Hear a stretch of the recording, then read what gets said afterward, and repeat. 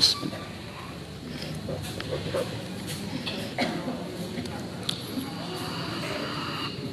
Assalamualaikum warahmatullahi wabarakatuh.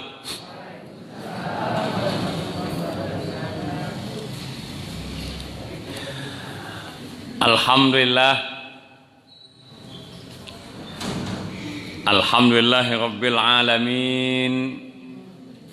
Wassalatu wassalamu ala ashrafil anbiya'i wal mursalin wa ala alihi wa sahbihi ajma'in.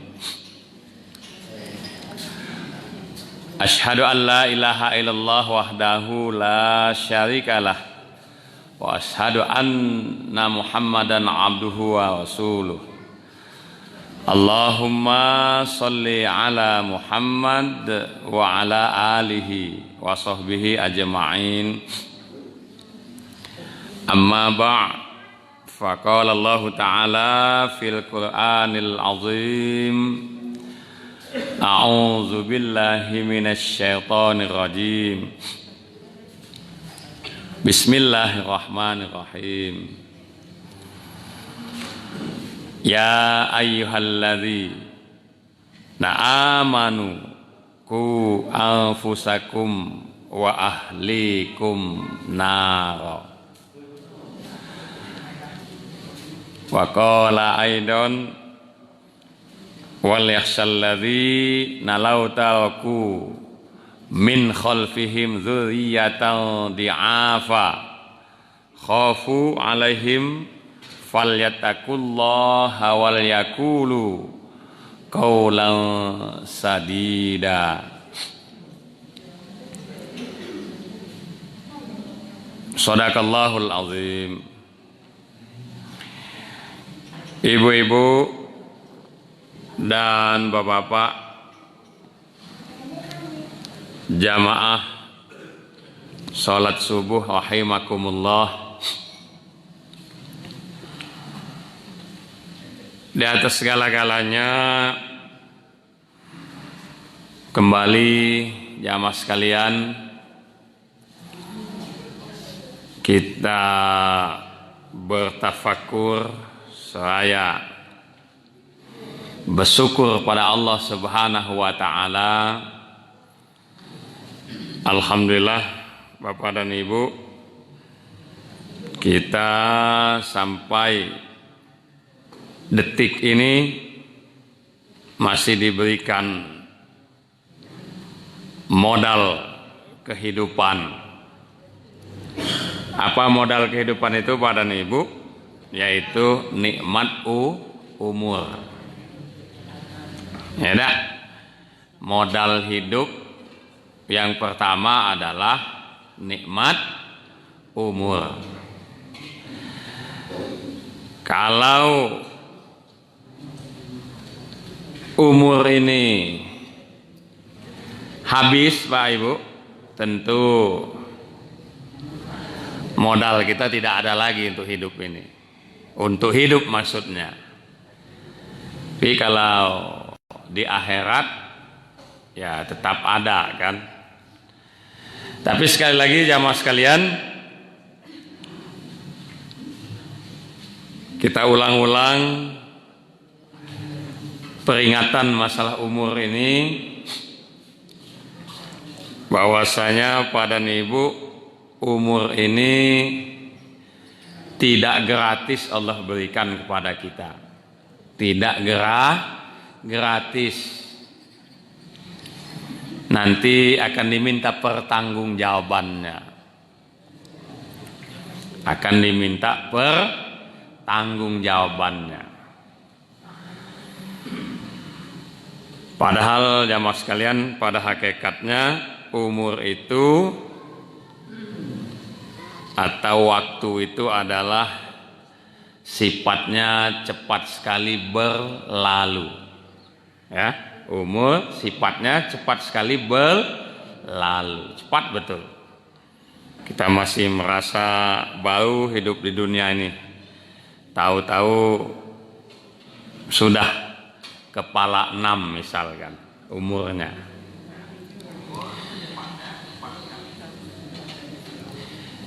Yang kedua pada ibu, kalau sudah berlalu dia tidak akan terulang lagi. Ya, ini umur kalau sudah berlalu tidak akan terulang lagi. Yang ketiga, umur yang kita sebut tadi merupakan modal kita untuk hidup. Masih punya umur, masih punya kesempatan untuk memperbaiki diri, untuk bertaubat, termasuklah untuk datang ke masjid ini. Terakhir pada ibu, umur sifatnya akan diminta pertanggungjawaban oleh Allah Subhanahu wa taala. Akan diminta tanggung jawabnya tentang apa yang kita lakukan selama hidup di dunia ini dalam menggunakan umur ini. Wa an ummihi fima afnah, tentang umurmu dihabiskan, digunakan untuk apa saja.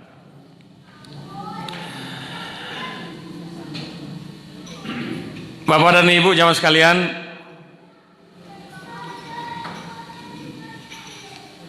tadi saya telah membacakan surat At-Tahrim ayat 6. Mari kita renungkan kembali pada ibu ayat ini.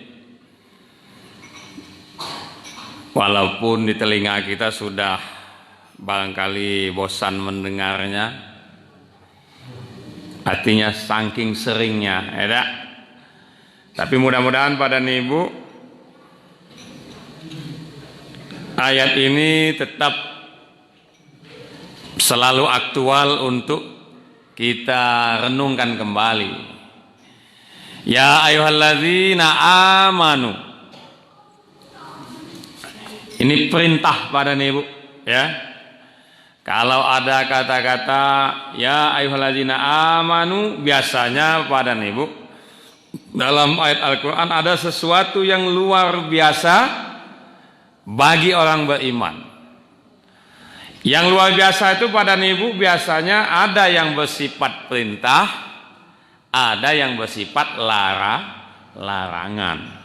Nah itu, ini bentuk kasih sayang Allah bagi kita yang mengaku dirinya telah beriman. Ayat ini pada ibu merupakan perintah pesan pada kita, pada ibu. Ku anfusakum wa ahlikum nar. Jaga dirimu, dirimu. Mulai dari kita dulu Pak, dan keluargamu dari api neraka. Diri kita dulu pada ibu.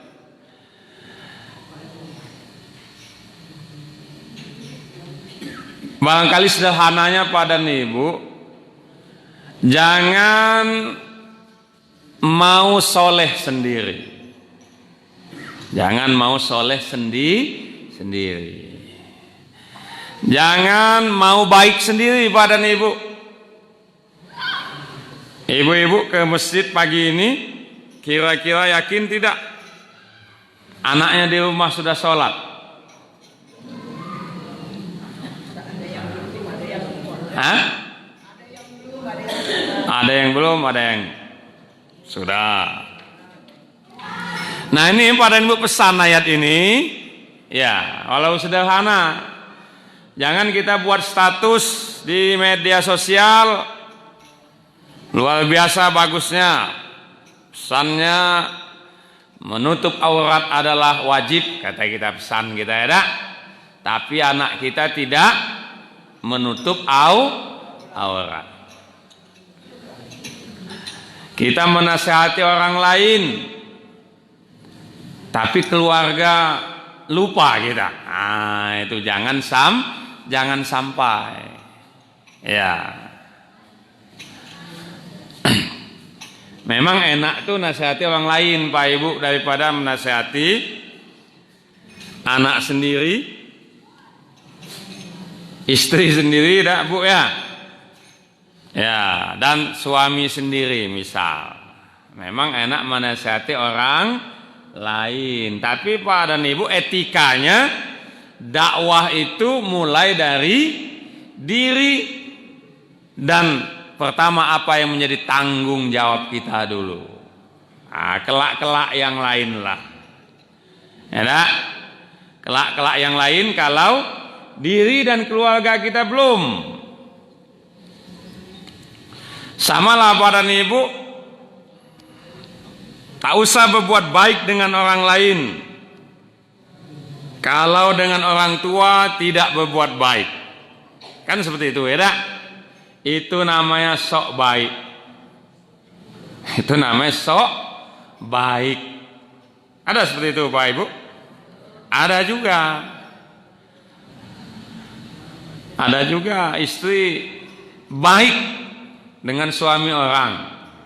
Misal dengan suami sendiri susah senyum, dengan suami orang ketemu senyumnya luar biasa.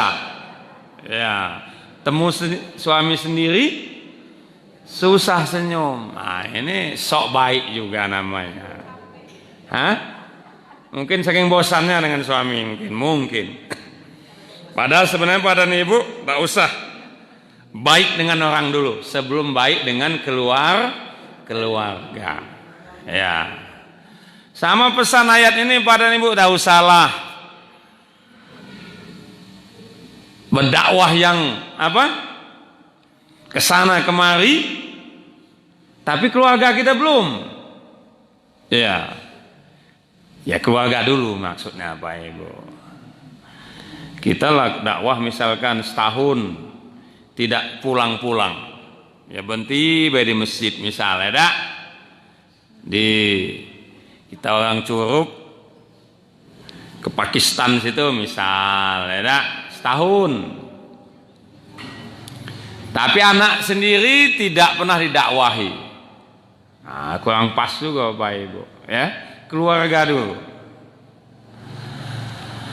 Umar bin Khattab pada Ibu ketika Rasulullah sallallahu alaihi wasallam menyampaikan ayat ini, kata Umar bin Khattab, kami telah melindungi diri kami dari api neraka. Bagaimana melindungi keluarga? Nah, kata pesan Rasulullah sallallahu alaihi wasallam Pak Ibu, lindungi keluarga caranya adalah pesankan perintah Allah, laksanakan. Nah, itu pada keluarga kita, dan pesankan larangan Allah untuk ditinggalkan. Nah, itu Bapak dan Ibu dalam rangka menjaga diri keluarga kita dari api neraka. Dan tujuan hidup kita itu Pak Ibu, supaya kita bebas dari api neraka. Bahkan itulah Bapak dan Ibu sekalian, dalam surat Al-Imran ayat 185, orang yang sukses itu Pak dan Ibu, orang yang apabila mati dijauhkan oleh Allah dari api neraka dan dimasukkan ke dalam surga. Sukses itu Pak Ibu. Nah itu, kullu nafsin dha'iqatul maut wa innama tuwaffawna ujurakum yaumal qiyamah faman zuhziha 'anil nar, barang siapa yang dijauhkan dari neraka wa udkhilal jannah faqad faz, dan dimasukkan ke dalam surga, faqad faz, maka dialah orang yang beruntung, dialah orang yang sukses. Nah itu Pak Ibu. Jadi sukses ini Pak Ibu, kalau kita mati nanti dijauhkan oleh Allah dari neraka dan dimasukkan ke dalam surga. Sukseslah itu Pak Ibu itu. Sesuai doa kita, Rabbana atina fid dunya hasanah wa fil akhirati hasanah wa qina adzabannar. Itu Pak Ibu tujuan hakikat hidup kita, tujuan akhir. Nah, tujuan akhir itu kan itu Pak Ibu ya, untuk kelas kita Pak Ibu. Saya juga tidak salah, Tujuannya dijauhkan dari neraka, dimasukkan ke dalam surga. Cuman kalau orang tasawuf ada yang tidak seperti itu Pak Ibu. Ya, seperti Rabi'ah Al-Adawiyah misalkan, dalam konsep mahabbahnya, konsep cintanya kepada Allah, dia beribadah bukan karena pengen masuk surga dan bukan karena takut dengan neraka. Nah itu pula Pak Ibu. Tapi dia ingin mencari ridha Allah. Tapi ungkapan dia, ya Allah, andaikan Allah ridho, saya dimasukkan dalam neraka tidak apa-apa katanya. Ada doa ibu seperti itu Bu? Iya. Tapi mungkin Rabi'ah Al-Adawiyah, kalau Allah ridho mungkin nerakanya tidak panas mungkin Bu. Ya itu dia saking cintanya kepada Allah. Nah itu malam-malam Bapak dan Ibu menyendiri, bercinta dengan Allah. Konsepnya seperti itu. Ya. Jadi terlalu rendah katanya. Kalau ibadah hanya takut kepada neraka, pengen masuk surga. Tapi kita jadilah Pak Ibu, tidak menafikan ya dak. Memang dalam Al-Quran juga supaya kita terhindar dari api neraka.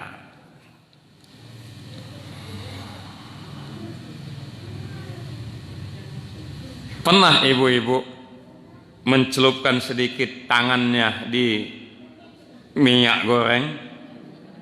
Ya sedikit baik. Mungkin 1 menit. Ya dak? 1 menit itu 60 detik. Pelamunnya rasanya Pak Ibu. Kalaulah melepuh kalau ya dak. Ya. Sifat api seperti itu Bu. Apa yang ada dilalapnya, dihantamnya. Ya. Padahal dalam hadis itu pada Ibu, api dunia ini tidak seberapa. Ya, tidak seberapa. Kalau diteteskan api neraka itu hancur dunia nih Pak Ibu. Ya. Barangkali paling ringannya neraka mungkin meleleh isi kepala kita Pak Ibu. Saking ringannya, paling ringan itu. Ya, saking dahsyatnya. Dan memang tidak bisa digambarkan Pak Ibu. Ini hanya perumpamaan saja. Dahsyatnya itu tidak bisa digambarkan Pak Ibu. Saking dahsyatnya. Sama surga Pak Ibu. Nikmatnya itu belum bisa dibayangkan. Tidak bisa dikira-kira. Kalau hanya nikmat, apa yang paling nikmat dunia nih Pak Ibu? Makanan maksud saya, misal. Makan apa Bu yang nikmat tuh? Makan rendang Padang. Iya. Belum nikmat Pak Ibu, bisa dibayangkan. Masih bisa dibayangkan. Nikmatnya surga tidak bisa dibayangkan Pak Ibu. Tidak bisa dibayangkan. Saking nikmatnya belum bisa terlintas oleh pikiran kita. Neraka pun demikian Pak Ibu. Dahsyatnya tidak bisa dibayangkan. Ya. Kalau tadi kita neteskan minyak di tangan kita, barangkali 3 detik tidak tahan. Bayangkan pada Ibu kalau selama-lamanya digoreng kita. Ya. Digoreng Pak Ibu.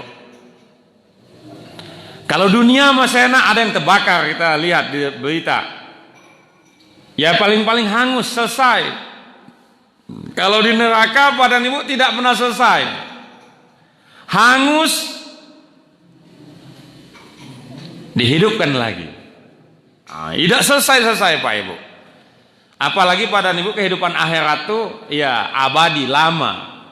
Ya, barangkali dulu pernah sampaikan di sini, kita hidup di dunia ini kalau perbandingan hidup akhirat, hidup dunia 80 tahun, paling-paling di akhirat cuman 20 menit. Aduh, 1000 banding 1 hari. Alangkah dahsyatnya pada Ibu kalau 1 hari tidak ibadah, 1000 tahun disiksanya. Iya, kira-kira pada Ibu. Nah, oleh karena itu pada Ibu pesan Allah supaya kita jaga diri kita. Iya. dari api neraka ini. Doa kita tiap hari pada ibu.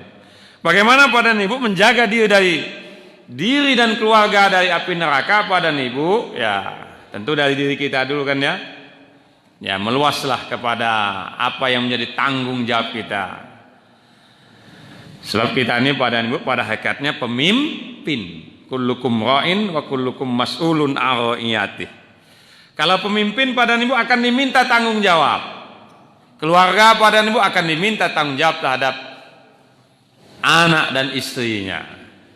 Istri akan diminta tanggung jawab terhadap anak-anaknya. Nah, menjaga diri dan keluarga ini pada ibu, kalau kepala keluarga ataupun istri pada ibu, ya yang pertama memang harus punya modal. Apa modalnya pada ibu? Harus bisa menjadi teladan bagi keluarganya dulu. Dan itu mau berdakwah dengan keluarga apa ibu kan ya? Harus punya modal. Modalnya bisa ditauladani. Kalau tidak bisa diteladani, payah apa nih? Konsep mendidik anak pada ibu sederhananya, ya saya singkat saja karena waktunya. Yang pertama, ya bisa menjadi teladan tadi. Kedua pada ibu, biasakan anak itu. Nah, itu. Yang ketiga dinasehati. Yang keempat baru diawasi. Yang kelima baru kita kasihlah rewardnya, ya hukuman atau hadiah. Jadi pada ibu, ya sudah diberi contoh, baru dibiasakan. Nah, sholat biasakan anak kita, nutup aurat biasakan. Kalau sudah tidak biasa, baru yang ketiga nasihati. Kan dikasih contoh sudah, dibiasakan sudah tidak, baru dinasihati. Yang keempat diawasi. Awasi Pak Ibu. Apa yang menjadi kebiasaan dia? Kalau dia pakai HP, apa yang dibukanya? Nah, diawasi. Baru yang kelima dikasih ancaman atau hadiah.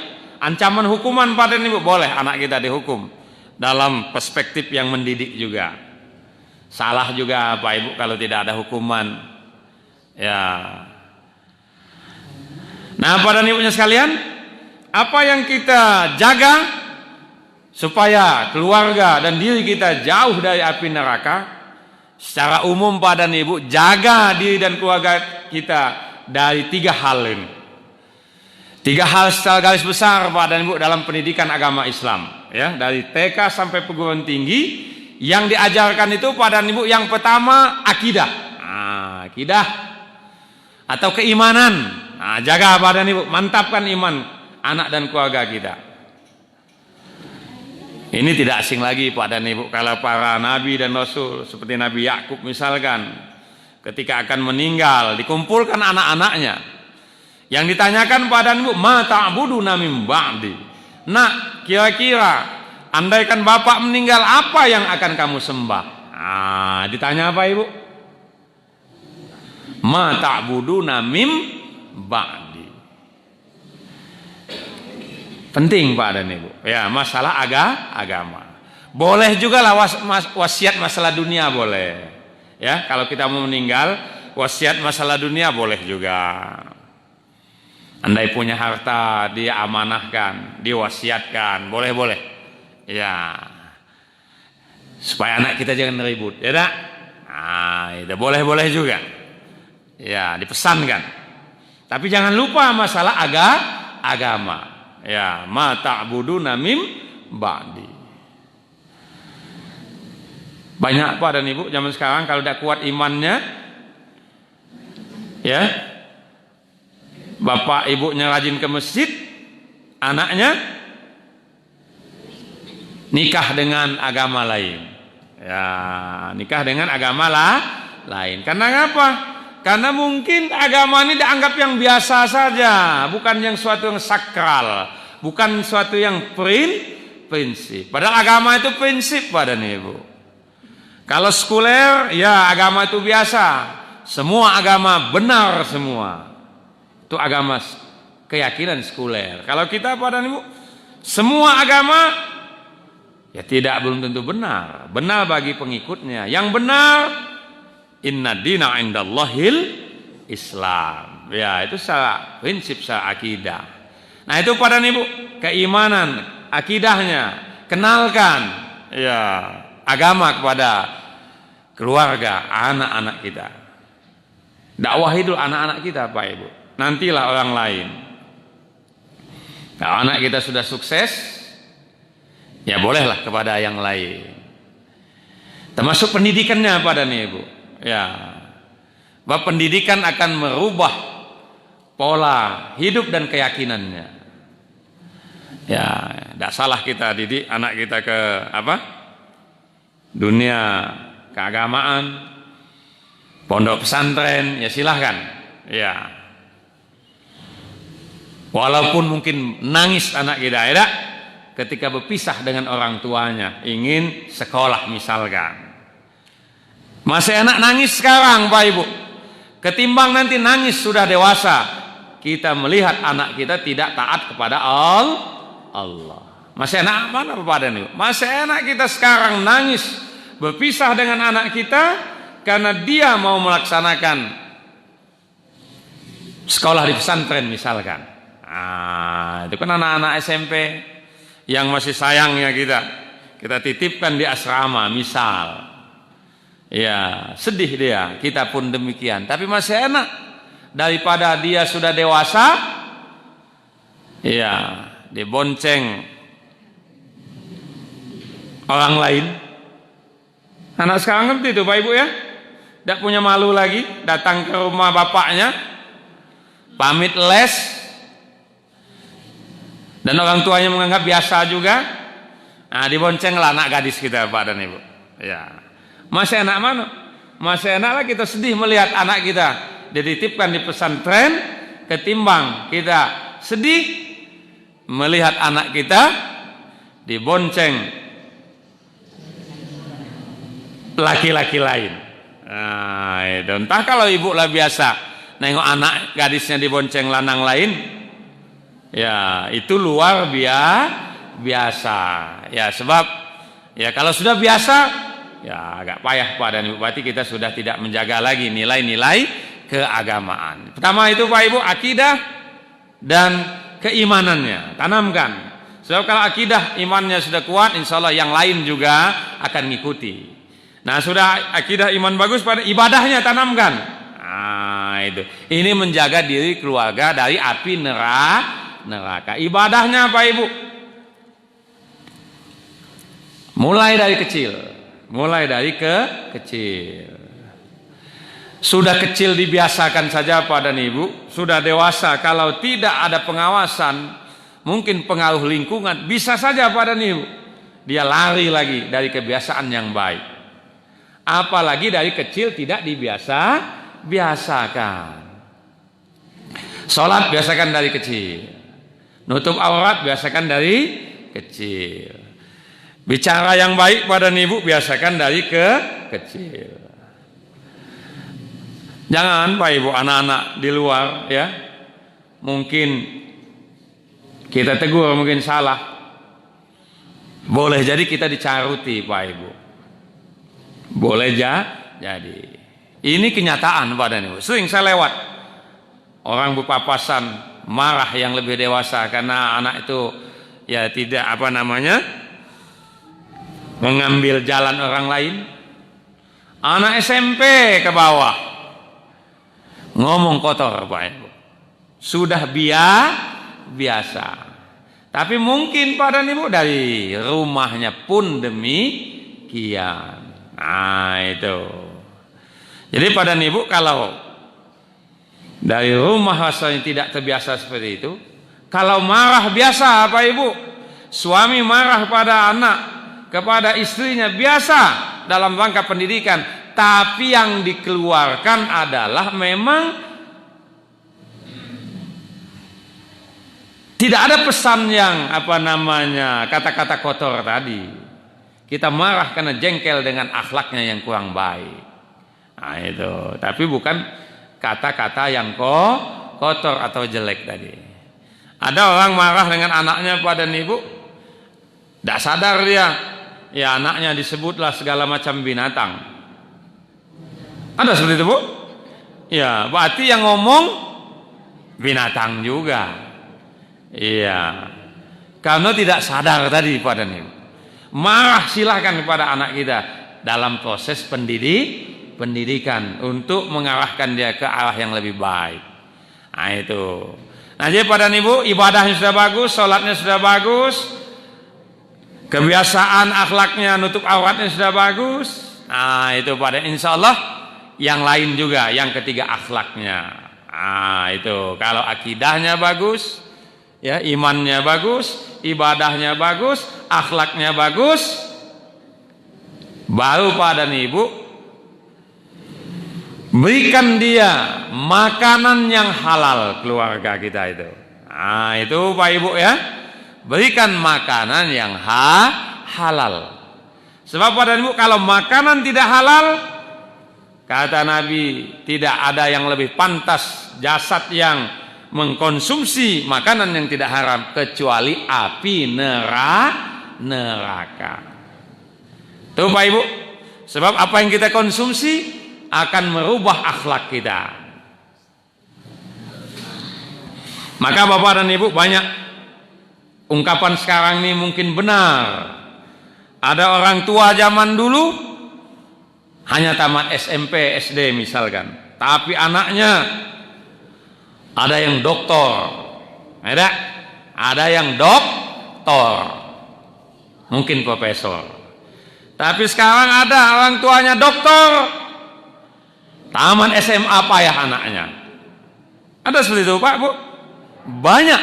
Iya. Boleh jadi yang dulu bapaknya tidak tamat doktor, hanya tamat SMP, SMA misalkan, mungkin yang dikonsumsi anaknya makanan yang halal. Anaknya jadi doktor. Sekarang bapaknya doktor, yang dikonsumsi misal boleh jadi makanan yang tidak haram. Jangankan anaknya menjadi dokter, tamat SMA aja sudah bersyukur orang tuanya. Nah, jadi Bapak dan Ibu, pengaruh